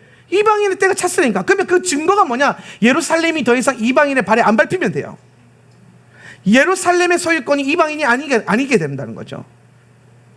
오늘 예루살렘의 소유권이 다시 언약의 백성들에게 돌아온 그때가 1967년도 이스라엘 수복이라는, 전쟁을 통해서 얻는 것. 오늘 전쟁을 통해서 신부를 얻어요. 그래서 이스라엘도 전쟁을 통해서 그 땅을 회복하고 주의 신부들이 돌아오고 있는 거예요. 예. 그럼 여러분, 예루살렘이 지금 유대인의 발 아래 있다라는 거는 이방인의 충만한 때가 찼다라는 거죠. 그럼 여러분 이 말이 뭐 더 이상 뭐 이방인들은 뭐 선교하거나 전도 안 해도 되냐 이 얘기가 아니 뭐 말도 그건 여러분 그런 얘기가 아니잖아요. 하나님이 이방인을 포커스하고 이방인을 위해서 은혜를 쏟는 시즌이 있고 그 다음에 이스라엘을 위해서 쏟는 시즌이 있다라는 거예요. 마치 구약의 모든 역사가 여러분 구약에를 보면 이방인 관심 없잖아요. 하나님이 이스라엘에게만 관심이 있잖아요. 그런데 여러분 2000년 교회 역사 보세요. 이스라엘에게 관심 없잖아요. 하나님이 이방의 교회에게만 관심이 있잖아요. 그죠? 예. 그런데 요 마지막 때에 가서는 다시 이 이스라엘을 향한 주님의 마음이 쏟아지면서 이방인을 제끼는 게 아니라 이 둘로 하나 되게 하는 것. 이게 구약과 신약의 가장 큰 차이. 예수께서 오셔서 변화된 게 뭐냐면 둘이 분리되어 있던 게 하나 되는 거예요. 그래서 교회는 회복되어 있잖아요. 우리는 예수 그리스도 품 안에 있잖아요. 그러면 이제 이스라엘도 돌아올 때가 되었다라는 거예요. 6년 전, 7년 전에 제가 이스라엘을 처음 깨닫고 사역하기 시작할 때에 예루살렘 안에 있던 믿는 유대인의 수가 300명밖에 안 됐어요. 통계 수치상 300명. 그런데 재작년에 통계 수치 3만 명 나왔어요. 엄청난 부흥이 일어나고 있어요. 재작년에 3만 명이었습니다. 제가 이스라엘 처음 갔을 때가 5년 전인가요? 우리 5년 전에 갔었나요? 4년 전에 갔었나? 4년 전인가? 아무튼 그때 갔어요. 근데 갔을 때 처음 갔을 때요 좀 무서웠어요. 사람들이 강팍해서 이방인들이 막 거리에서 찬양하고 막 이러고 있으면 약 째려보는 거 같고 막 나뭇가지 던지고 가고 막 그랬거든요. 그런데 여러분 작년에 저희가 이스라엘 가셨을 때 우리가 막 찬양하고 막 할 때 막 둘러싸고 같이 찬양하고 막 좋아하고 이게 예루살렘 안에 영적인 분위기가 바뀌고 있어요. 은혜의 분위기로 바뀌고 있다. 저는 하나님의 지금 놀라운 손의 부흥의 이 키가 이스라엘과 유대인들에게 그대로 열리고 있다는 게 보여요. 그럼 이제 교회는 뭐 해야 되냐? 그걸 관망할 거냐? 거기에 동참할 거냐? 오늘 하나님의 손이 움직이는 것에 그래서 여러분 기도하는 교회가 왜 이스라엘 열리겠습니까? 아주 심플해요. 기도하는 교회는요 주님의 손이 어디에 있는지 보여요. 기도하면 주님의 마음이 아버지의 마음이 어디 있는지 알아요. 기도하면 딱 알잖아요. 몰라요? 아시잖아요. 그 느낌 알잖아요. 기도하면 딱 오잖아요. 아버지 마음이 여기 있구나. 그 기도하는 교회는 딱 오는 거예요. 아버지의 마음이 이스라엘 안에 있구나. 그래서 지금 이 이스라엘 일으키고 주님이 예루살렘을 회복시키고 있구나. 그 신부를 돌아오게 하는구나. 그걸 위해서 주님이 기대치 하시는구나. 브리타다시 한번 볼까요? 한 장 넘기시면 마태복음 24장 32절에서 37절 말씀 39절까지 봅시다. 39절까지 32절에서 39절까지 무화과 나무 시작. 무화과 나무에서 교훈을 배워라. 가지가 연하여 지고 잎이 돋으면 너희는 여름이 가까이 온 줄을 안다.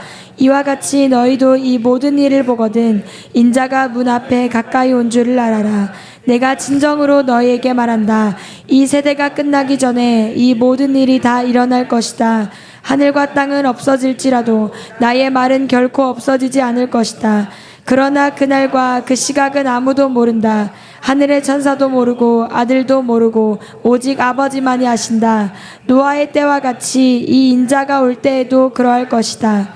홍수 이전 시대에 노아가 방주에 들어가는 날까지 사람들은 먹고 마시고 장가가고 시집가며 지냈다.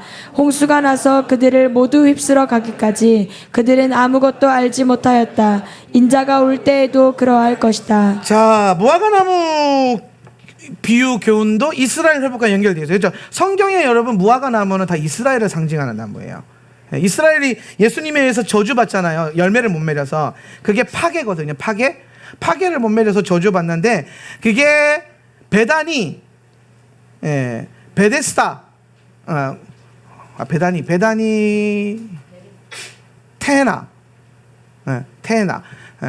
그러니까 그 무화과 열매가 두 번 맺혀요. 파괴 열매가 맺히고 테나 열매가 맺히는데 배파기에 가서 파괴가 없어가지고 저주하시고 말라 비틀어졌단 말이에요. 근데 다른 곳에서 이제 베다니에 가셔서 베다니가 테나와 연결되는데 베다니에 가셔서 열매를 찾아요. 누구를 찾아요?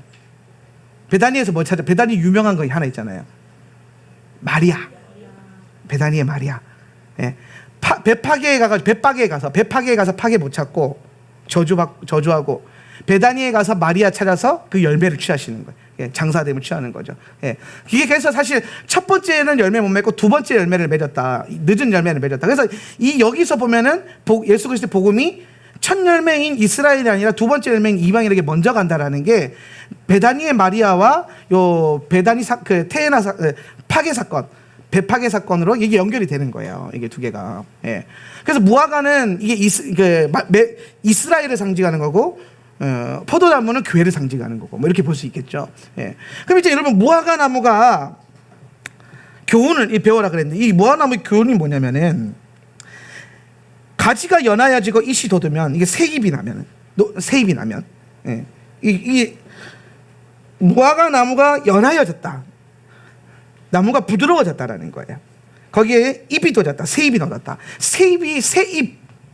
이거 써야겠다. 자, 처음 들은 분들 잘 쓰세요. 새잎이 히브리어로 노제림이라 그래요. 노제림이라는 단어는 어디서 비싼 단어죠. 어디서 왔어요? 그렇죠. 나자렛에서 왔어요. 나자렛. 예. 나사렛. 우리나라 성경으로 나사렛. 히브리어로 나자렛. 예. 그러니까 노제림이라고 하는 것은 새잎이라는 뜻이거든요. 근데 이 노제림이 히브리어로 그리스도인들이 1세기 때 불렸던 이름이 노제림이에요. 노제림. 예. 나사렛파 들어보셨어요? 나사렛파? 사도행전에 나오잖아요. 그죠? 그 나사렛파를 히브리어로 하면요 노제림들이라고 하는 거예요. 노제림. 이미 복수니까 노제림. 그럼 노제림이 뭐냐면요 새잎이랄 거예요. 새잎. 그래서 이 노제림은요 믿는 성도들인데 요때 초대교회 믿는 성도들이 유대인이었어요? 이방인이었어요?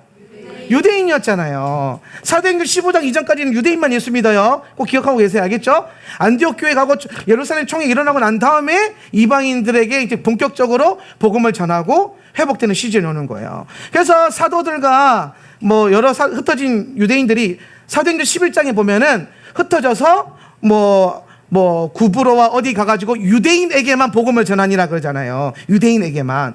예. 그러니까 이방인들에게 복음을 전할 생각을 안 하는 거예요. 예. 여기 깔아 놓으세요. 그러면은 지금 성경이 말하고 있는 요 믿는 성도들, 노제림들은 믿는 유대인을 말하는 거예요. 믿는 유대인. 예.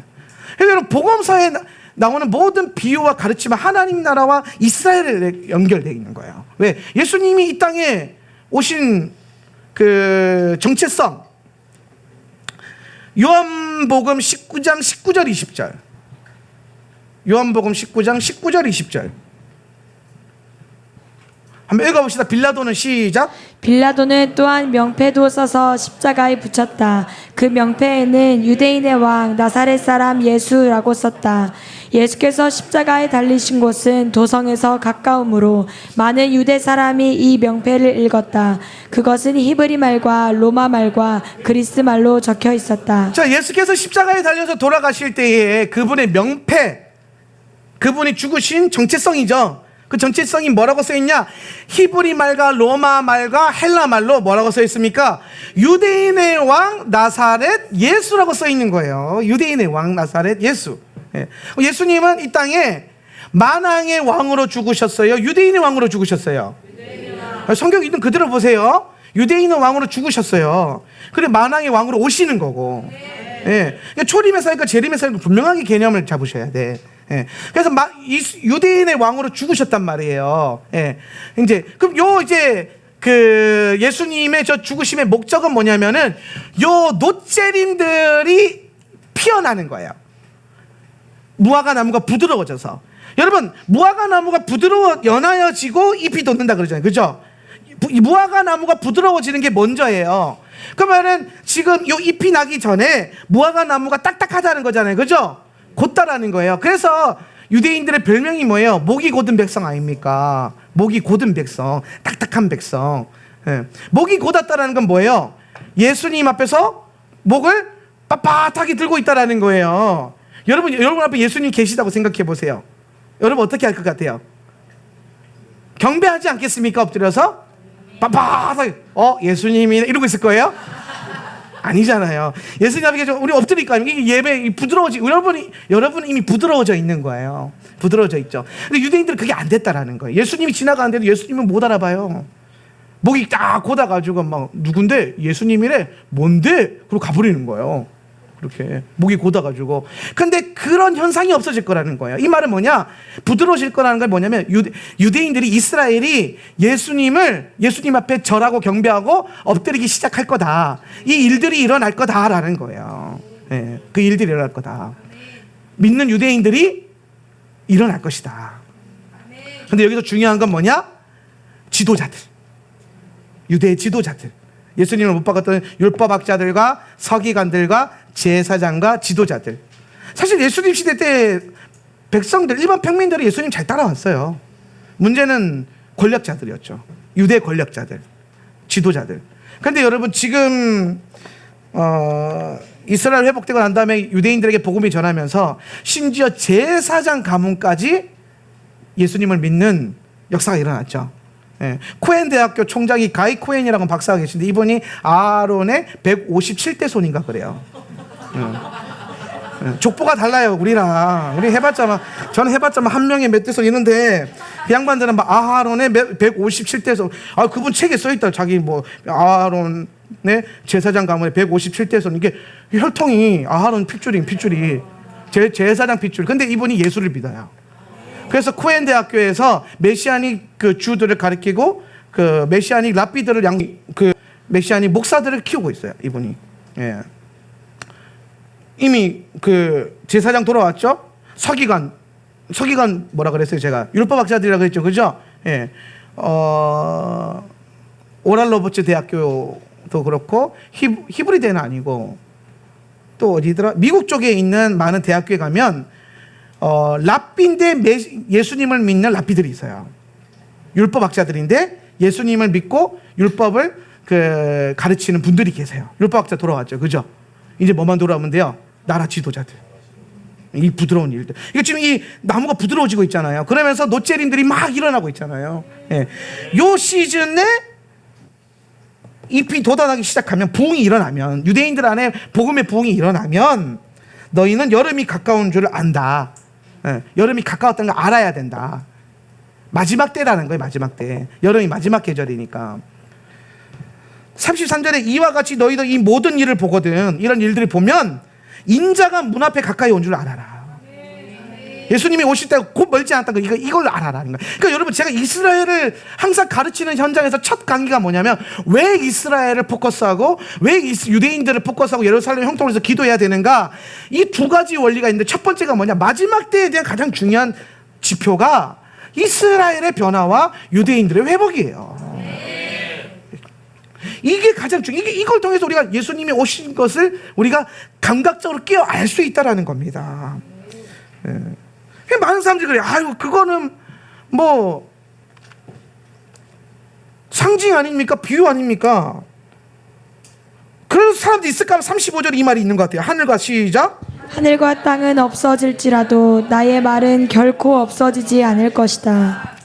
동의하시면 아멘. 여러분 굉장히 깨어 있어야 돼요. 말씀 안에서. 안 없어진다는 거예요. 이 말인 즉슨 아까 54장 말씀, 여러분 이 말을 그러면은 신약 성경만 영원하고 구약 성경은 싸그리 없어진다 이 말입니까? 아니죠. 영원한 거예요. 말씀은. 푸른 마늘과 꽃을 시다 주의 말씀 영원하려. 이사야에 나오는 말씀이에요. 이사야의 말씀 나오는. 근데 그 이사야에서 뭐라고 합니까? 내가 너를 잠시 버렸으나 큰 긍휼로 불러일으키겠다. 회복시키겠다. 회복하는 때가 뭐라? 마태복음 보니까 예수님이 가까이 온 때다. 그러면서 이 이사야 54장과 연결되듯이 노아의 홍수 이야기를 그대로 다시 한번 언급하고 있잖아요. 마태가. 네, 마태복음은요, 유대인들에게 쓴 편지예요. 수신자가 유대인이라고요. 그러니까 유대인들이 알아들을 법한 용어를 썼어요, 지금. 그러니까 이 이야기를 쓴 이유는 요 본문을 읽을 때에 이사야 54장 이 하프타라 본문을 유대인들이 기억할 것이라는 걸 알기 때문에 이렇게 언급을 한 거란 말이에요. 일부러 마태가 의도적으로. 마태는 다분히 계획적이고 의도적인 사람이에요.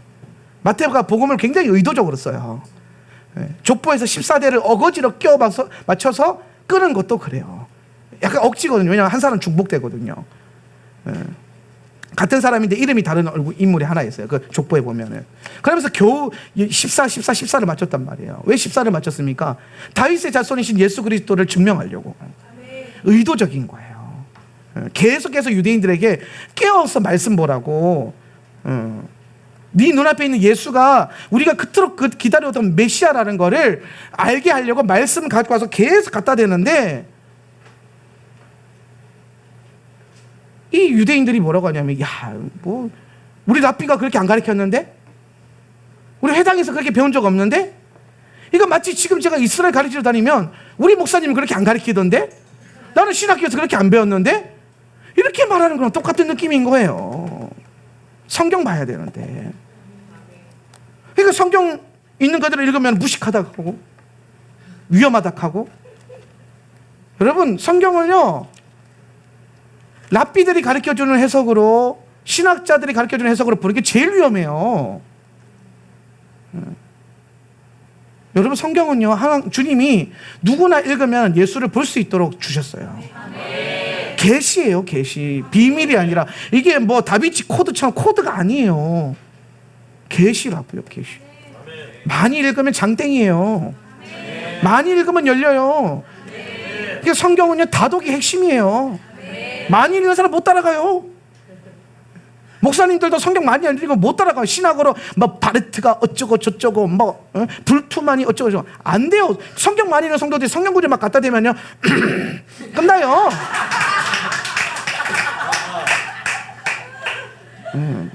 성경 많이 읽어야 돼요. 성경 많이 읽는데 신학으로 읽지 마시고 영어로 읽으세요. 영어로. 신구약 다 탈탈 털어서 하나님의 영 안에서 예수 그리스도가 구속사가 어떻게 드러나는지, 히브리 관점 안에서 이게 어떻게 연결되는지 분명하게 볼 수 있기를 예수님의 이름으로 축복합니다. 42절 한번 읽어볼 거예요. 우리 마태복음 24장 42절 말씀. 그러므로 시작. 그러므로 깨어 있어라. 너희는 너희 주님께서 어느 날에 오실지를 알지 못하기 때문이다. 아멘. 깨어 있읍시다. 할렐루야. 네, 깨어서 눈이 열려야 돼. 그래서 여러분, 우리가 이스라엘 회복 운동하는 분들을요, 참 재밌는 표현 써요. 무슨 표현 써요? 이스라엘이 열렸다, 토라가 열렸다, 이런 표현을 쓰죠. 그죠? 우리가. 예, 어디 가나 그래요. 뭐, 야, 니네 교회 이스라엘 열렸어? 이런 표현 하잖아요. 예. 그럼 이게 무슨 말입니까? 그러면 지금까지 교회는 이스라엘에 대해서 뭐 하는 거예요? 닫혀 있었다라는 거예요. 토라에 대해서 닫혀 있었다라는 거예요. 근데 이 마지막 때에 주님이 가장 강하게 일으키는 운동이 뭐냐? 이스라엘을 닫힌 눈을 열어주겠다는 거예요. 이방인들이 닫아놓은, 교회가 닫아놓은 이 눈을 열어주겠다는 거예요. 이 눈 열리면 뭐가 보입니까? 예수님의 눈동자가 어디를 포커스하고 있는지가 딱 보이는 거예요. 예. 예수 따라가는 그 부르심. 그래서 오늘 열린 여러분 축복합니다. 열린 우리가 봐야 될 기대체 가장 중요한 거, 주님은 당신의 신부가 회복되기를 원하신다. 이게 지금 토라와 이사야 54장 하프타라와 마태복음 24장 브리타다샤를 연결해서 한 몸으로 가는 게 뭐냐? 교회와 이스라엘의 회복, 하나됨, 연합. 여기에 교회가 그것을 위해서 동참하는 교회가 될 것인가? 시간 다 지나고 그랬나, 그게 맞았나 보다 관망하는 교회가 될 것인가? 오늘 이 교회의 부르심은 관망이 아니에요. 관망자들은 그냥 게스트로 계시면 돼. 교회 등록 안 하시고 게스트로 계시면 돼요. 전혀 상관없어요. 같이 예배하는 거 전 너무 행복해요. 너무 좋아요. 그런데 같이 한 몸으로 뛰어 달려갈 성도들, 우리 멤버십도 기억하십시오. 우리는 관망하는 자들이 아니에요. 우리 함께 달려갈 거예요. 우리는 주님의 부르심을 이루기 위해서 주님의 역사에 동참하고 그 주님의 역사 가운데 마침표라도 되고, 점이라도, 쉼표라도 되고 싶지, 1.1획이라도 되고 싶은 게 우리의 심령이지 지나가는 게 아니란 말이에요. 이해가 되십니까? 그래서 제가 여러분 설렁설렁 목회를 못하는 거예요. 설교가 막 너무 잔소리처럼 느껴지시고, 우리 목사님 왜 저렇게 맨날 첫날 매일 저렇게 혼을 내실까, 막 역정을 내실까, 뭐 그럴 수 있어요. 맞아요. 근데 어떡합니까? 그분의 역사에 1.1획이라도 되고 싶은 이 마음이 오늘 우리의 마음이 되었으면 좋겠고, 오늘 그것이 아버지의 마음을 알아가는 가장 중요한 마음이지 않을까 생각합니다. 아버지는요, 그 버림받은 아들이 돌아오기를 원하신대요. 주님은 그 신부가 회복되기를 원하신대요. 그럼 사랑하는 저와 여러분, 아들 되고 신부 된 여러분, 우리가 섰다고 만족하지 말자. 로마서 8장에 보면 바울이 경고하잖아요. 너희가 접붙여진 너희가 결코 도리어 높은 마음을 품지 마라. 원 가지도 잘라낸 그분께서 접붙여진 가지 뽑아내는 거 일도 아니다. 그러므로 낮은 마음을 품고 겸손한 마음을 품고 주님의 그 신비를 알아가는데 동참해라. 그 신비가 뭡니까? 주님은 이방인 교회를 통해서 이스라엘을 회복시키겠다. 이게 로마서 8장 9장이 말하고 있는 신비 아닙니까? 오늘 그 일에 오늘 우리의 어떤 만족 안에서 자족하지 마시고 예수님의 마음 품고 아버지의 마음 안에서 동참하고 연합되시기를 예수님의 이름으로 부탁 권명 제발 부탁드립니다. 그렇게 달려갔으면 좋겠습니다. 기도하겠습니다. 우리 말씀 생각하시면서 기도할 때에 특별히 하나님 오늘도 이 하울란 세터 처치에게 주신 부르심이 있습니다. 오늘 아버지의 마음을 더 알 수 있는 은혜 주시옵소서. 아버지의 마음이 당신의 신부가 돌아오는 것이며 주님의 신부가 그 원유맨의 비전을 이루는 것이며 방탕한 탕자가 돌아오는 것이 아버지의 마음인 줄 우리가 믿습니다. 그 일에 하나님 관망하는 아들, 관망하는 신부가 아니라 동참하는 신부가 되게 하여 주시옵소서. 오늘 주님의 역사 가운데 오늘 당신의 그 일에 1.1 핵이라도 될 수 있는 교회가 되게 하여 주시옵소서. 다 같이 한번 주여 외치고 기도하겠습니다.